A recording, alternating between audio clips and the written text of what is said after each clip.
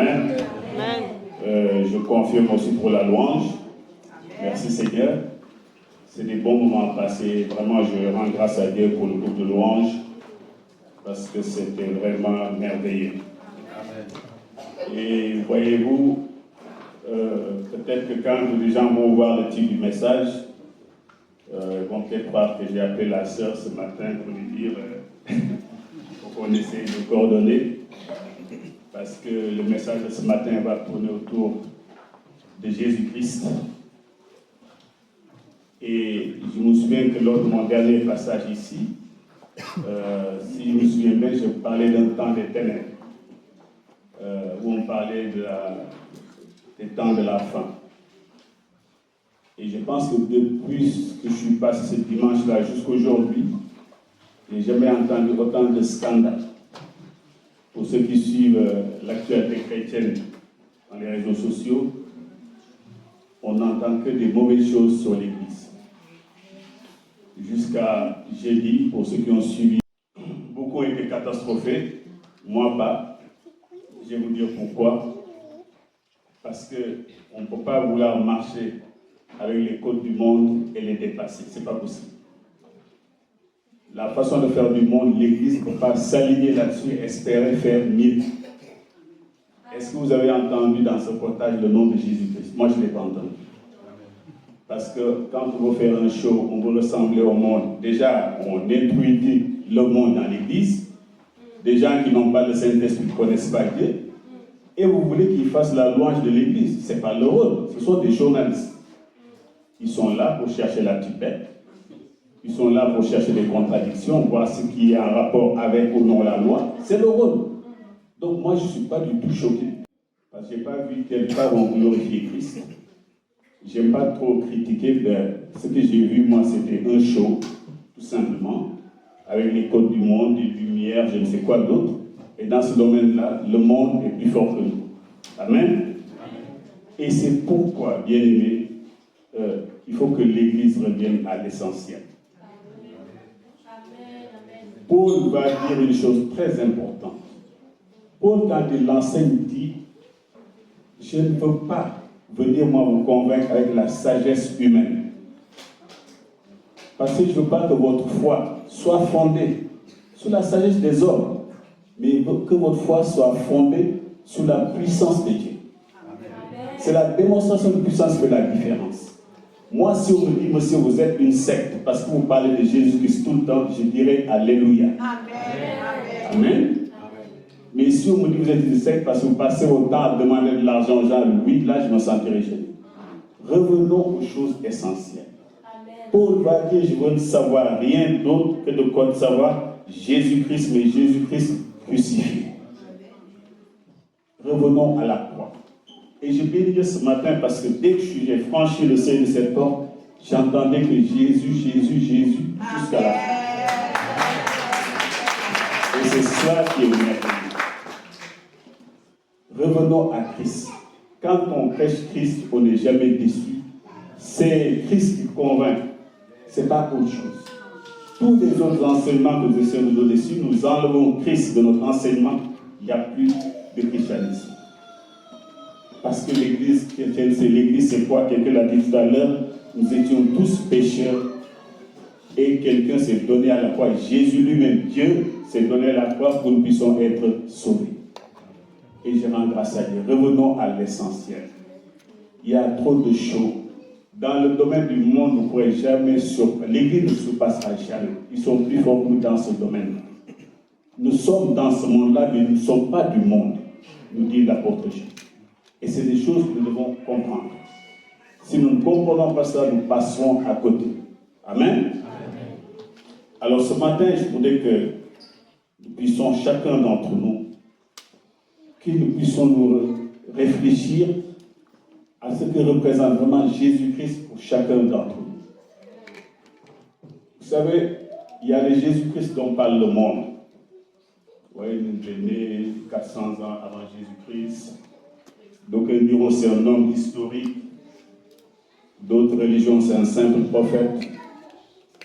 Et nous-mêmes, parfois, quand nous parlons du Seigneur, je pense que nous avons tendance à oublier qui est véritablement Jésus-Christ. Ça me rappelle ce fameux dialogue des pharisiens et de Jésus.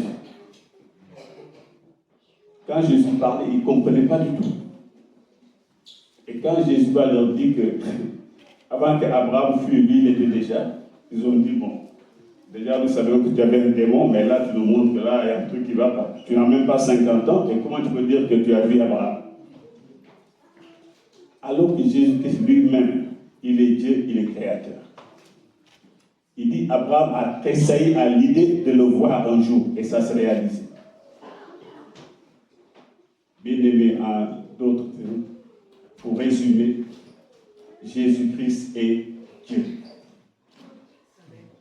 Si quelqu'un n'est pas convaincu par ça, sa vie chrétienne sera faible et pauvre. Ne cherchez pas à le démontrer. Si un jour vous dites à quelqu'un Jésus est Dieu, démontrez-le, dites-lui je le sais, tout simplement. Je ne cherche pas à le démontrer, je suis convaincu au fond de moi qu'il est Dieu. Toute la Bible ne parle que de ça. Mais si nous devons sortir ces versets qui le démontrent, je pense qu'il faudrait un mois ici dans cette salle pour sortir tous les versets qui le disent. Mais ce n'est pas le but.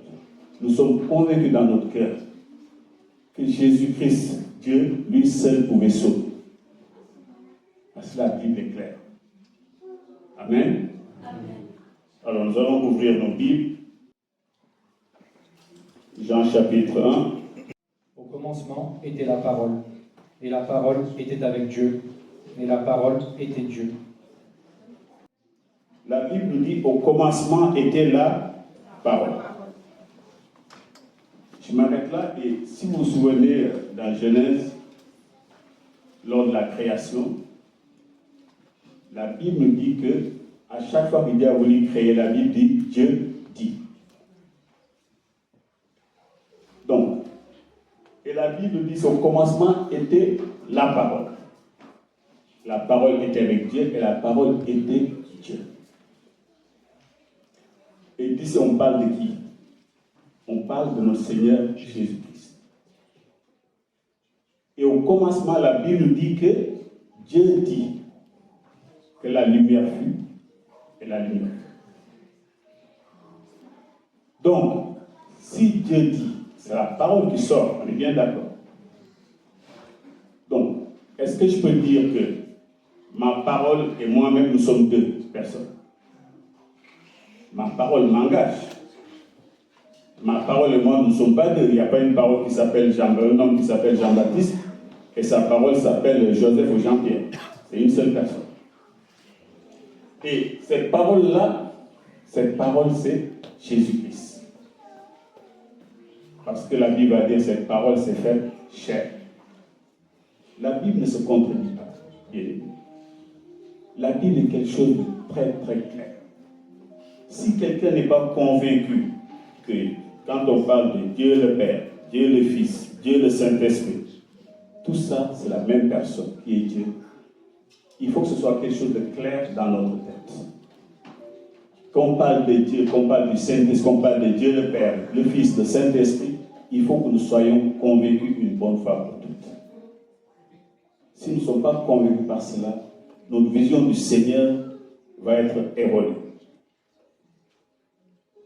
Et j'aimerais qu'après cet enseignement-là, quand nous arriverons à la fin, parce qu'il y aura un nouveau tas d'adoration, que tu puisses savoir désormais qui tu adores, qui tu lis. Et tu verras que si tu as cette compréhension de qui est le Seigneur, ta vie de prière va véritablement changer. Amen. Dieu dit. C'est cette parole qui a créé toutes choses. On va dans les versets suivants. Et cette parole s'appelle Jésus-Christ, qui a créé toutes choses. Comment peut-on dissocier du Créateur celui qui a créé, si ce n'est seulement la même et une personne? Colossiens chapitre 1, verset 15 à 19. Il est l'image du Dieu invisible, le premier-né de toute la création. Tu peux t'arrêter là. Il est l'image du Dieu invisible, le premier-né de toute la création. Quand on dit qu'il est l'image du Dieu invisible. Le Dieu qu'on ne voit pas, on nous dit que c'est lui l'image. C'est comme quand on voit l'ombre de quelqu'un, sans la personne pas dire c'est son nom, mais ce n'est pas lui. Le Dieu qu'on ne voit pas, la Bible va nous expliquer celui que vous cherchez à voir, voici son image. Il est l'image du Dieu invisible. Le premier-né de toute la création. Continue mon frère. Car en lui ont été créées toutes les choses qui sont dans les cieux et sur la terre, les visibles et les invisibles, trône, dignité, domination, autorité. Tout a été créé par lui et pour lui. Tu peux t'arrêter là. Tout à l'heure, on a vu lors de la création, on prêtait Dieu le Père, Dieu dit. Et là, on nous dit que, car en lui ont été créées toutes les choses qui sont dans les cieux et la terre, les visibles comme les invisibles. Et lui, tout a été créé par lui et pour lui. Tout a été créé par lui. Là, on n'est pas en train de dire Dieu le Père, on parle de Jésus-Christ. Tout a été créé par lui. Et nous disons en même temps Dieu créateur. Je vois qu'aujourd'hui, quand on parle de Jésus, vous êtes tous au son de Dieu, Dieu, Dieu. Parce que je pense que le monde se trompe un peu. Parce que le Jésus que le monde prêche et celui dont nous prêchons, ils sont deux. Ce n'est pas tout la même chose. Lui, il est le créateur. Le Dieu invisible qui est venu sur cette terre, qui s'est fait homme, pour que nous puissions le voir, que nous puissions le toucher. Et qui a donné sa vie sur la croix. Parce que c'est un homme qui a péché. Dieu est un Dieu juste. Aucun esprit ne veut venir dans cette terre. Ça, c'est scientifique. Un esprit n'a pas le droit de vivre sur cette terre des hommes. C'est pourquoi tout esprit a besoin de corps. C'est pourquoi les esprits méchants cherchent à loger dans les corps humains pour agir. Et donc, Dieu lui-même ne pouvait pas, une loi qu'il a établie, il ne pouvait pas venir bafouer cette loi. C'est pourquoi Dieu a voulu d'un corps pour venir ici-bas, mourir pour laver définitivement ce péché qu'a commis Adam. Il fallait pour qu'il devienne homme. Et c'est pourquoi il est passé dans le ventre d'une femme. Un homme n'a pas touché Marie. Parce que si c'était le cas, cet homme qui naîtrait de Marie ne serait pas digne pour nous sauver parce qu'il serait devenu pécheur. Et c'est pourquoi la Bible dit, le Saint-Esprit viendra sur toi. L'homme, il viendra sur toi et il enfantera. Donc quand Jésus est sorti, il était sans péché. Il a été digne de mourir sur la croix pour nous sauver tous. Il faut que ce soit clair. Et c'est ce Dieu-là, c'est ça qui dépasse, on pense que c'est une faiblesse. C'est ce Dieu-là qui est venu sur terre, il est devenu homme au milieu des hommes pour pouvoir nous sauver parfaitement. Et quand il est mort sur la croix, c'est le sang d'un pur, c'est le sang de Dieu qui a été versé sur la croix afin que nous soyons tous sauvés. Dans chaque goutte de sang, l'humanité entière était en train d'être sauvée. Et nous avons été réconciliés avec Dieu le Père. Amen. C'est ça la force de Christ. Il faut que nous puissions comprendre ça. Bien-aimés, ce sont des choses qui sont spirituelles. Si nous regardons nos yeux là, nous n'allons rien comprendre. N'essayons pas d'analyser. La Bible n'est pas une science. Ce n'est pas 1 plus 1 égale 2. Ce n'est pas la Bible. C'est pas la logique. Si vous voulez être logique, vous n'allez jamais comprendre la Bible. Parce que la Bible est claire. La sagesse des hommes est une folie pour Dieu.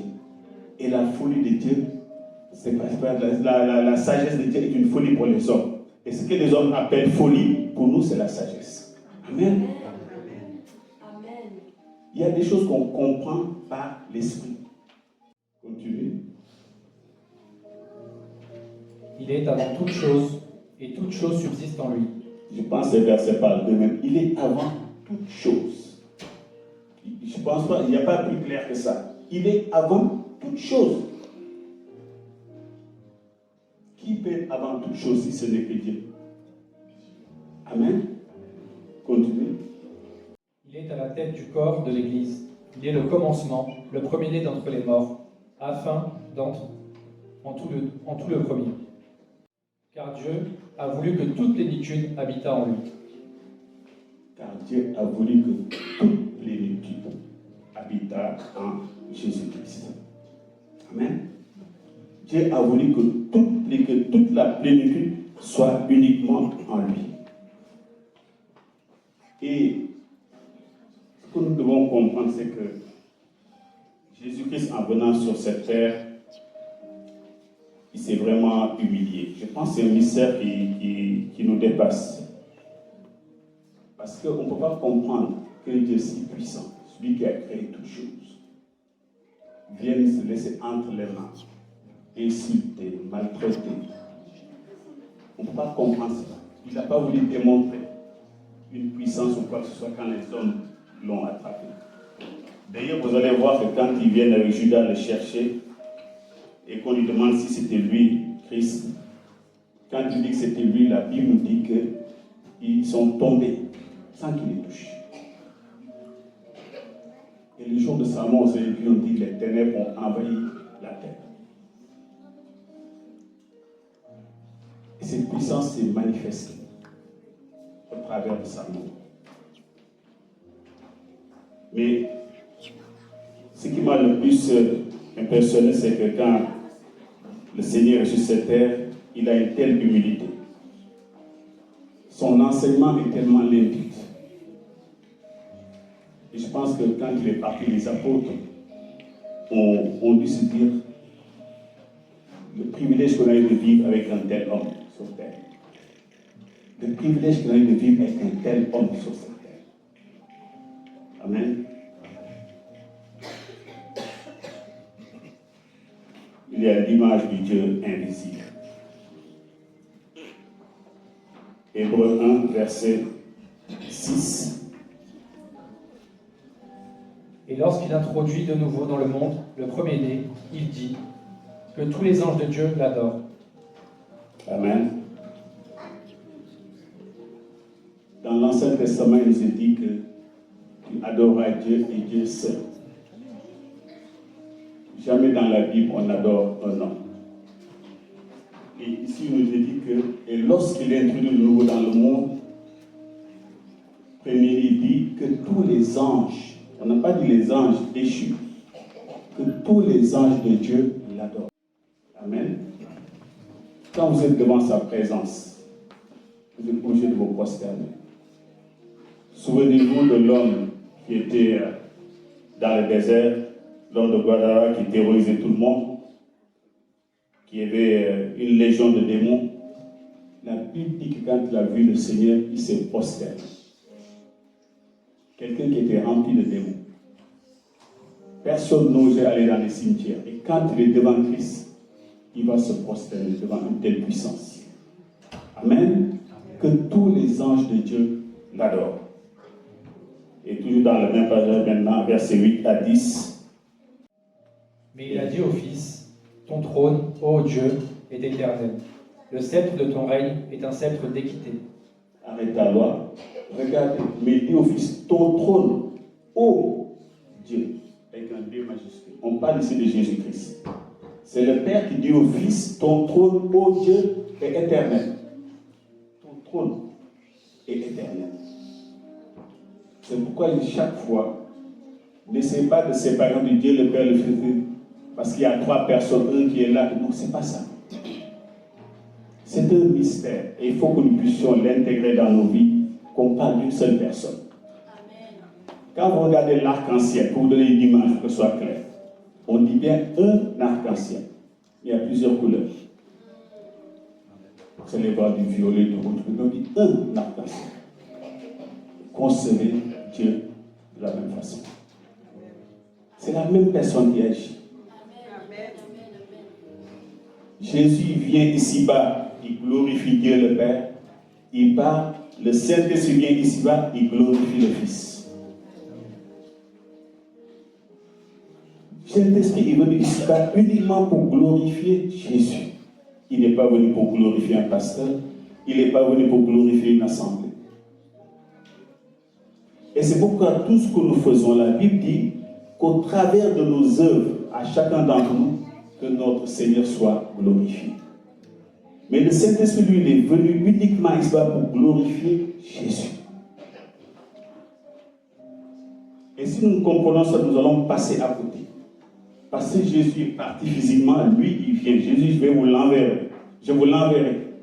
Et il vient, lui, il vit en chacun d'entre nous maintenant. Et c'est pourquoi notre louange est vraiment importante. Nous louons quelqu'un désormais qui ne vit pas dans une salle, mais qui vit en chacun d'entre nous. C'est pourquoi, bien aimé, parfois il t'arrive de louer.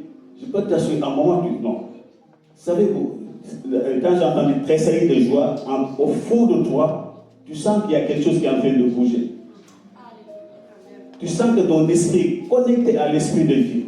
Et quand dans une telle louange, tu sens que la personne qui est au fond de toi est heureuse. Parce que tu es en train de le célébrer. Amen. Et continue. Tu as aimé la justice et tu as haï l'iniquité. C'est pourquoi, ô Dieu, ton Dieu t'a oint d'une huile de joie au-dessus de tes égaux. C'est un verset qui parle de lui-même. Tu as aimé la justice et tu as haï l'iniquité. Ton Dieu t'a oint d'une huile qui est au-dessus de tes égaux. Une fois qu'on a parlé de tous ces passages-là sur le Seigneur, il y a quelque chose que nous devons comprendre. Et je pense que c'est là où nous avons besoin de l'aide du Saint-Esprit. Il faut que le Saint-Esprit nous révèle qui est véritablement Jésus-Christ de Nazareth. Tout le mois de septembre, j'ai passé tout le mois jusqu'aujourd'hui, ma seule prière, Saint-Esprit, continue de me révéler Christ. Continue de me révéler Christ parce qu'il est venu ici-bas uniquement pour cela. Il faut qu'on nous dise qui est vraiment Christ. Christ ne se reçoit pas dans la tête, mais on le reçoit avec l'esprit. Amen. Amen.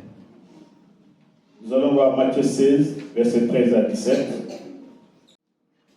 Jésus, étant arrivé dans le territoire de Césarée de Philippe, demanda à ses disciples: Qui dit-on que je suis, moi, le Fils de l'homme? Ils répondirent: Les uns disent que tu es Jean-Baptiste, les autres Élie, les autres Jérémie ou l'un des prophètes. Et vous, leur dit-il, qui dites-vous que je suis? Simon-Pierre répondit: Tu es le Christ, le Fils du Dieu vivant. Jésus, reprenant la parole, lui dit: Tu es heureux, Simon, fils de Jonas, car ce ne sont pas la chair et le sang qui t'ont révélé cela, mais c'est mon Père qui est dans les cieux. Amen. Bien aimé, voici le problème de l'Église aujourd'hui. Les apôtres ont marché avec Jésus pendant des années. Les 3 ans de ministère. Et Jésus va leur poser cette question: qu'est-ce que les gens disent de moi? On va les gens disent que tu es Élie, Jean-Baptiste. Et va leur poser la question: et vous, qui dites-vous que je suis? Mon frère, ma soeur, j'ai envie de te poser cette question ce matin. Qui est Jésus-Christ pour toi? Et voyez-vous, quand Pierre répondit: Tu es le Christ, le Fils du Dieu vivant. Jésus va lui dire: Pierre, tu es un homme heureux. Ce que tu viens de dire ne t'a pas été révélé ni par la chair, ni par le sang. Mais il t'a été révélé par mon Père qui est aussi. Amen. Il faut que Jésus-Christ te soit révélé véritablement afin que tu saches qui il est. Si tu n'as pas cette révélation de qui est Christ, tu ne vas pas comprendre beaucoup de choses. Parce qu'on dit beaucoup de choses sur lui. Je disais en introduction, on parle d'un homme historique, on parle de beaucoup de choses. Mais même les apôtres ne savaient pas véritablement qui est le Seigneur. Ils ne comprenaient pas. Parfois, quand ils disaient même qu'il va partir, il va mourir et ressusciter, ils ne comprenaient pas tout ça. C'est pourquoi le Saint-Esprit a été envoyé pour nous enseigner, pour nous révéler qui est Jésus-Christ. Amen. De la même façon que le Père a révélé à Pierre qui est Christ, il faut que le Saint-Esprit continue de nous révéler qui est véritablement Jésus-Christ, afin que nous puissions le connaître. Amen. J'ai bien aimé cette discussion aussi de Jésus-Christ et la Samaritaine dans Jean 4, versets 21 à 24. Je prends juste la fin. Jean 4, vas-y. Femme, lui dit Jésus, crois-moi, l'heure vient où ce ne sera ni sur cette montagne, ni à Jérusalem que vous adorerez le Père. Vous adorez ce que vous ne connaissez pas. Nous adorons ce que nous connaissons, car le salut vient des Juifs. Mais l'heure vient, et elle est déjà venue, où les vrais adorateurs adoreront le Père en esprit et en vérité, car ce sont là les adorateurs que le Père demande. Amen. Voyez-vous, Jésus, et là vous connaissez l'histoire de la Samaritaine. Cette femme va les dire, nos pères l'ont toujours adoré sur la montagne. Jésus va vous adorer ce que vous ne connaissez pas. Aujourd'hui, beaucoup de gens vont en Israël, à Jérusalem, je ne sais où, pour adorer. Et il y a beaucoup de pratiques qui sont là depuis des années, les gens ne se posent pas de questions. Et au temps de Jésus, c'était pareil, les gens continuaient d'aller sur la montagne. Jésus va dire, c'est bien, c'est ce qui se faisait depuis le temps d'Abraham, il y avait des lieux précis où des hôtels avaient été bâtis. Et dans ce verset-là, il fallait aller pour adorer. Mais Jésus va le dire, un temps viendra où les véritables adorateurs que Dieu cherche, ce sont des adorateurs qui adoreront en esprit et en vérité. Parce que quand tu connais Jésus-Christ en esprit, tu n'as pas besoin d'aller à Rome, d'aller à Lourdes, d'aller à Jérusalem. Amen. Mais ce sont des pratiques qui sont là depuis longtemps. Il y a des gens aujourd'hui, ils n'adorent pas Christ, ils adorent des habitudes qui étaient là depuis tant d'années. Jésus dit, c'est la montagne, c'était avant, c'est fini ça. Mais ils continuent parce qu'ils disent, nos pères ont toujours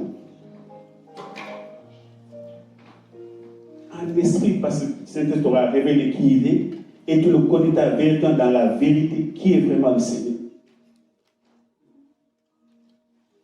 Le seul homme qui a osé dire sur terre, je suis, il n'a pas dit un chemin. Parce que quand tu dis un chemin, une vérité, une vie, ça suppose qu'il y en a plusieurs. Mais je suis le chemin, la vérité et la vie. C'est le seul. Aucun autre prophète n'a osé dire ça. Parce que quand on dit je, ça suppose beaucoup de choses, il faut être sûr de soi. Je suis. Il faut avoir peur de la contradiction. Je suis le chemin. Je suis la porte, je suis le bon berger. Celui qui sauve, le seul qui peut sauver. Mais tu as besoin que le Saint-Esprit, chaque jour, te révèle qui est Christ. Parce que pendant toute notre vie chrétienne, nous avons besoin de cette révélation, grandir dans cette révélation-là. Nous avons besoin d'approfondir notre connaissance de lui. Et chaque jour, j'apprends qui est véritablement le Seigneur. Chaque jour, j'apprends qui est vraiment le Seigneur. Amen. Amen. Ce n'est plus dans les montagnes, ce n'est plus dans les lieux précis qu'on ira l'adorer. Mais on adore celui que nous connaissons. Celui qui n'habite plus dans des maisons faites de mains d'hommes et qui habite en chacun d'entre vous. C'est pourquoi la Bible dit vous êtes des temples vivants. Votre corps est le temple du Saint-Esprit. Donc quand tu adores, tu n'as pas besoin de chercher. Il est en toi. Et c'est pourquoi quand tu mets ta louer, comme nous avons fait en train d'adorer ce matin, nous avons tous senti sa présence dans ce lieu. Amen. Et c'est cela qui est important. Bien aimé, l'évangile est simple. Quand il est une seule base, Christ. Quand vous sortez Christ, ça devient autre chose. On peut remplir le Stade de France sans le Saint-Esprit. On peut remplir Bercy sans le Saint-Esprit. Mais on peut être une église de 10 personnes où Dieu est présent. C'est ça.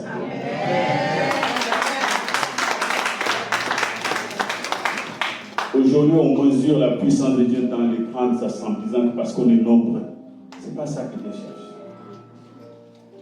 La Bible dit que le chemin qui mène vraiment à la véritable vie, ce chemin est étroit et resserré et peu le trouvent. Celui qui le mène à perdition est large, spacieux et beaucoup sur ce chemin.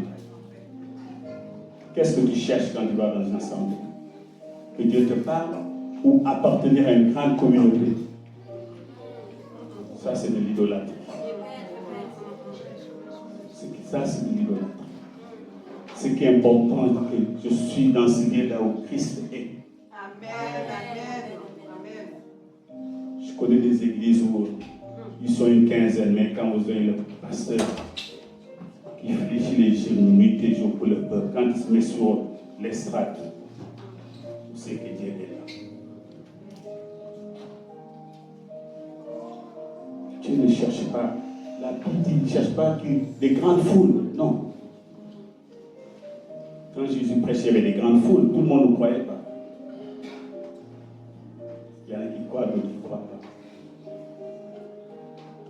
Mais si vous savez qui est véritablement Jésus-Christ, je pense que rien ne peut vous perturber.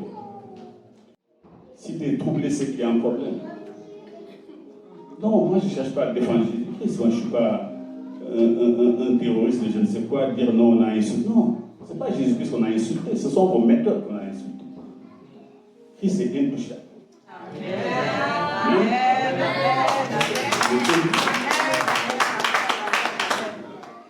Quand vous élevez son nom, vous savez, ce qui me fait, je crois que j'en parlais au pasteur, les gens parlent des choses, non, vous savez, la Bible.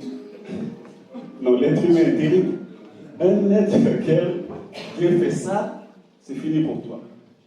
Tu viens à la télé avec des grosses lunettes, vous savez, Jésus, son personnage. Et quand je vois ça, ça me fait rire.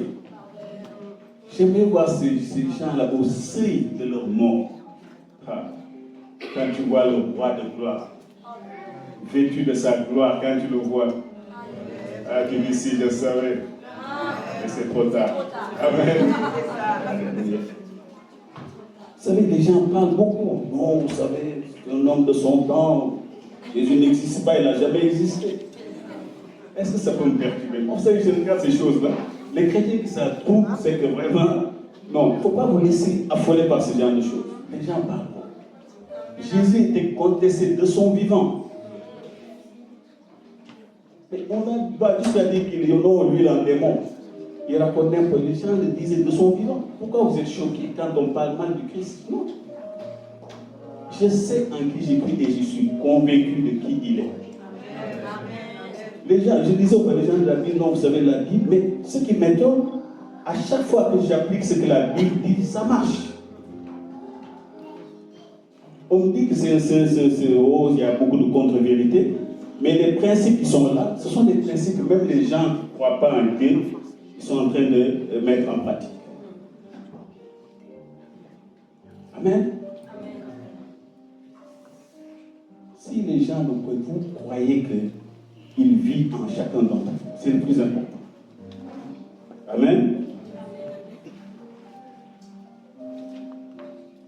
Jean 16, 12 à 13, en avant-dernier verset. J'ai encore beaucoup de choses à vous dire, mais vous ne pouvez pas les porter maintenant. Quand le Consolateur sera venu, l'Esprit de vérité, il vous conduira dans toute la vérité, car il ne parlera pas de lui-même, mais il dira tout ce qu'il aura entendu, et il vous annoncera les choses à venir. Amen. C'est ce que je vous disais tout à l'heure. Le rôle du Saint-Esprit, c'est de nous enseigner véritablement qui est Christ. Jésus est parti physiquement et nous dira il est plus avantageux pour vous que je m'en aille et que je vous envoie le Consolateur. Une fois qu'il est là maintenant, il va nous enseigner. Jésus dit il y a des choses que vous ne pouvez pas encore comprendre. Mais lui, quand il viendra, il prendra ce qu'il est en moi et il le transmettra. Et il sera avec vous et il sera en vous. C'est ça l'espérance de gloire. Christ en vous. C'est ça l'espérance de gloire. Il ne sera plus en train de parler, mais il sera en vous, en chacun d'entre nous. Est-ce que tu acceptes définitivement que Christ habite en toi? Ne te dis pas non, moi, vous savez, je suis petit, vous savez, les fausses modesties. La Bible dit qu'il habite en toi. Christ en toi. C'est ça que le Saint-Esprit nous dit. Christ en toi au travers du Saint-Esprit. Mais Christ, quand il était à Jérusalem, il ne pouvait pas être en Judée ou en Samarie. Mais aujourd'hui, le Saint-Esprit est ici avec nous, en nous, aux États-Unis, à Haïti, en Afrique, partout. Amen.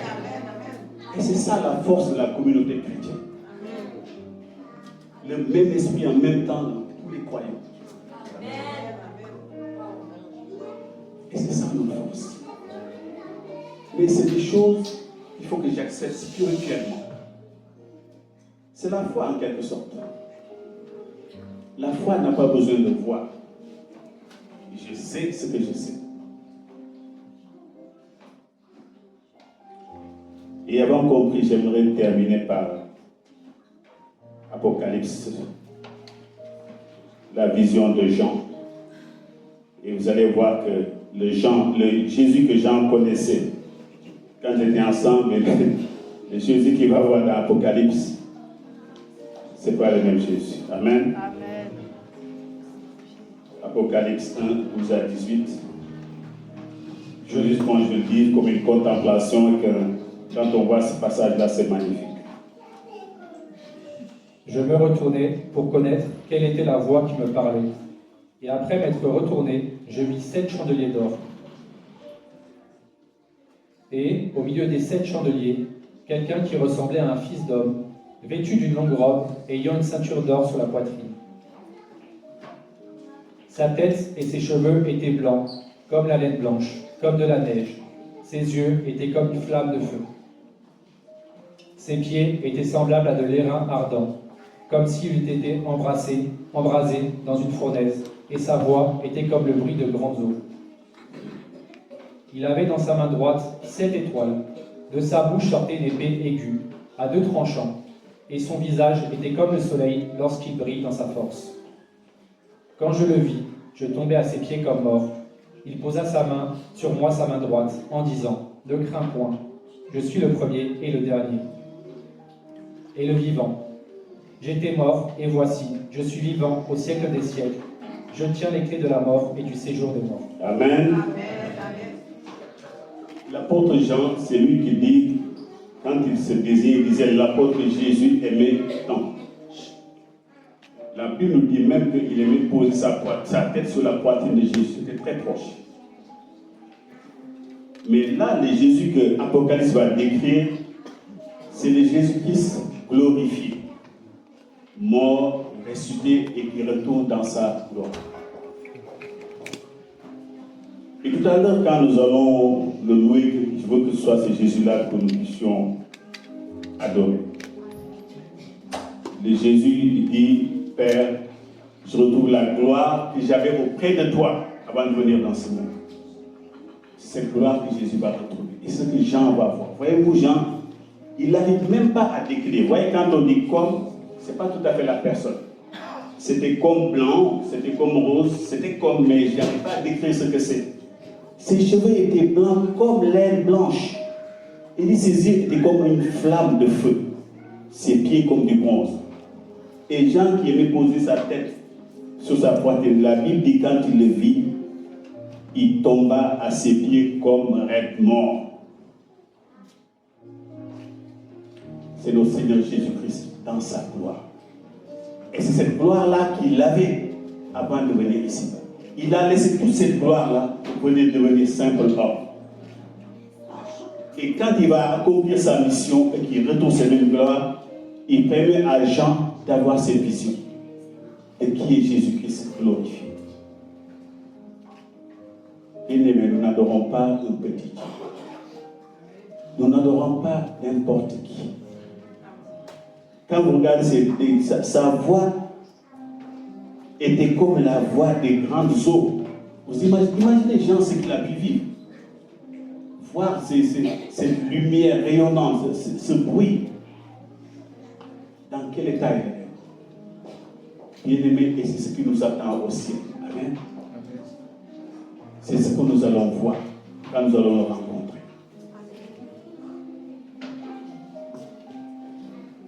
c'est Jésus-là qui habite en nous par son esprit. Amen. J'ai envie tout simplement qu'on puisse un moment se tenir debout, qu'on se lève et que nous puissions avoir un temps de reconnaissance, d'adoration, de louange. Je te demande une chose, oublie que tu as des problèmes aujourd'hui. Ne demande pas, prosterne-toi seulement, adore, loue. Mais quand tu vas tout à l'heure adorer en fermant les yeux, imagine ce Jésus que Jean a vu. Je ne peux pas t'assurer, s'il se présente devant toi, tu n'as pas envie de demander. Tu as envie seulement de dire une chose, Seigneur, puisse te toucher. Puisses-tu ouvrir tes bras afin que je me sente dans ta présence. Je veux que ce matin, après tout ce qui a été dit, cette nouvelle révélation que tu as du Seigneur Jésus-Christ, quand tu te présentes devant lui, il est là devant toi. Je peux te dire ça, réflexe, c'est que tu n'as pas besoin de demander quelque chose, parce que quand tu le vois, tu es déjà comblé. Et tu as envie d'une chose, que ta louange, que ton adoration soit agréée par lui. Et ce matin, je veux que pendant un moment, tu fermes les yeux. Et que Dieu puisse te montrer ce que Jean a vu. Que tu puisses imaginer ce que Jean a vu. C'est Dieu glorifié. Celui qui, quand il ferme, personne ne peut ouvrir. Et quand il ouvre, personne ne peut fermer. La Bible dit de lui qu'il est l'alpha et l'oméga, le commencement et la fin. La Bible dit que personne n'a été digne d'ouvrir le livre et les 7 sceaux, si ce n'est lui. Amen. C'est lui qui a dit, je suis le seul et vous le savez. Je suis le bon berger. Je veux que tu mettes ce matin à adorer Seigneur, à louer Seigneur de tout ton cœur. Amen. Oh, alléluia. Gloire à toi, Seigneur Jésus. Je bénis ton nom, Seigneur, et je te loue encore aujourd'hui. Seigneur, tu es le bon berger. La Bible dit de toi que tu es le rejeton et la postérité de David. Quand tu ouvres, personne ne peut fermer. Et quand tu fermes, personne ne peut ouvrir. Et ce matin, je veux me prosterner devant tant de puissance et tant de grandeur. Seigneur, ce matin, je veux tout simplement